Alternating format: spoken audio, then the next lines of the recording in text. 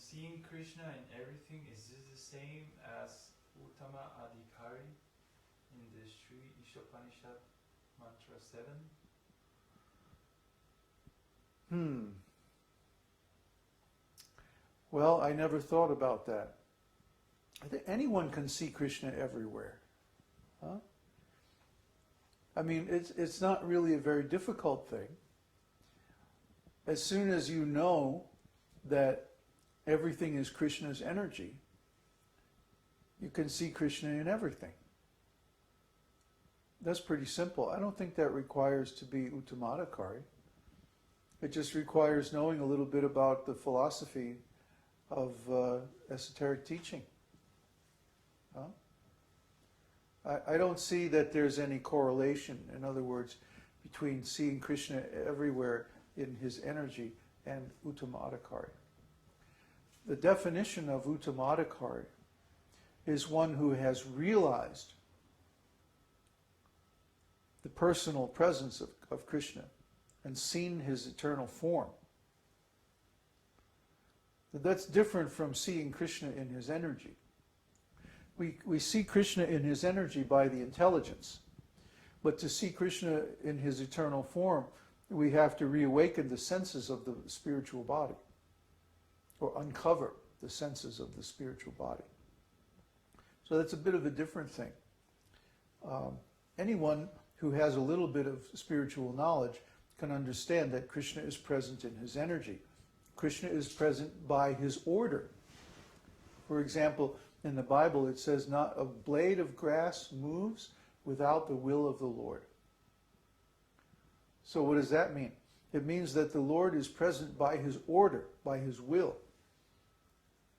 So in that way, the Lord is present everywhere. And also because the material elements are all his energies. He's present in that way also. But he's actually personally present everywhere as well.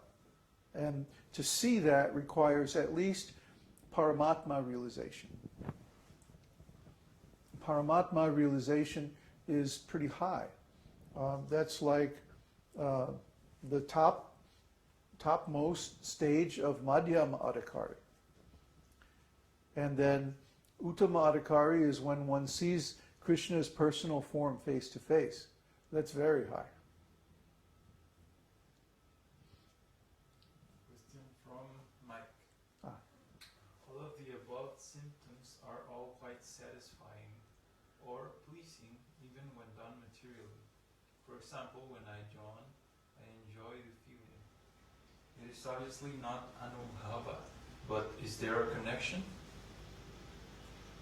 Well, on the material platform, a yawn means the body is craving oxygen. Huh? Now, what would cause a correlation between the body craving oxygen and some spiritual awareness? How about if you become so absorbed in chanting the holy name or thinking about Krishna that you forget to breathe? But actually, the yawning ecstasy is a different thing. It comes from deep within the heart. As soon as you experience this, you'll understand what I'm talking about. There's a difference in quality. When the body is craving oxygen and we yawn, yeah, it feels good because now we're getting oxygen in the brain and the heart and muscles and blood. But when we yawn in ecstasy, it has a different feeling, it has a different motivation. It's not about the body at all. It's about that we want to absorb Krishna's, the sight of Krishna's face, or the beauty of Krishna's body, or his extraordinary transcendental qualities, or his instructions. It's almost like we want to drink in Krishna through our senses. It's hard to describe. It's really hard to describe why one yawns in transcendental ecstasy. It's just like when we laugh. When we laugh like a madman, for example. It's not that Krishna is cracking jokes. Well, sometimes he cracks jokes. But it's that we feel like we have attained the highest thing there is in life. And we're laughing just out of sheer joy, to have attained the highest happiness, the highest goal of human life.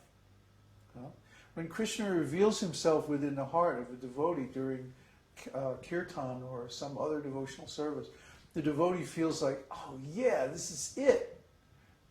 This is the thing. So a devotee, when he laughs like a madman, he's feeling more like almost a kind of relief. Like, yes, all of these efforts that I've been doing for so many years to try and advance spiritually, they actually are working. I'm actually getting the result. Yahoo! This is great. It's a kind of exaltation or exaltation.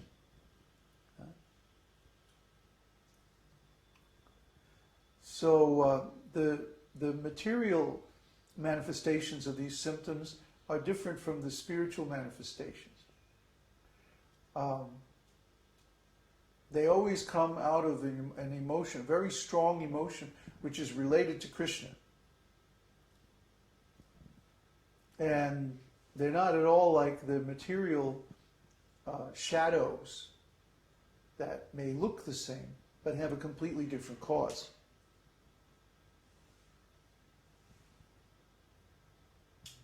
Okay. Question from Peter.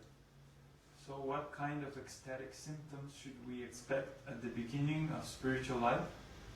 Well, if you're chanting every day, if you're doing kirtan, or singing, having pleasure in chanting the name of the Lord, that's a devotional symptom. See? That's my point. Anubhava, it doesn't have to mean like completely going out of your mind with extremely potent, concentrated spiritual ecstasy. It can mean, well, you just have a spontaneous feeling to get up and dance during the kirtan. You were telling me the other day you were chanting and you just wanted to get up and like go, wow, this is great. Yeah, I do actually. Yeah. So when that happens, that's Anubhava. Anubhava always happens after something else.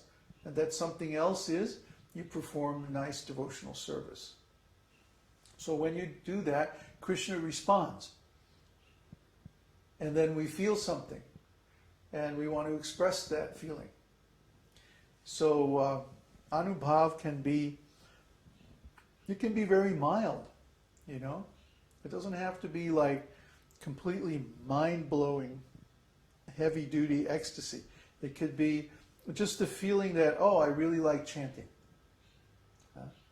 Because it's in relationship with Krishna. Activities in relationship with Krishna give pleasure. Because Krishna is pleasure. Krishna means the reservoir of pleasure. The totality of pleasurable things. That's Krishna. So when we contact Krishna through devotional service, and remember, just having the intention to please Krishna is devotional service. So as soon as we do anything to please Krishna, then Krishna responds immediately, and we feel pleasure. And the expression of that pleasure is Anubhava. Okay, so, Peter says, the ecstatic symptom of feeling heat is included in all of these different Anubhavas? The ecstatic symptom of feeling heat, is it included in all of these different Anubhavas? One of the ecstatic symptoms is sweating. So I guess you could say there's some feeling of heat there. Sometimes the devotee begins to sweat because of devotional symptoms, devotional ecstasy. Question from Ram. Hare Krishna Prabhuji, how does a person incorporate profession into Krishna consciousness? We get so entangled in everyday life.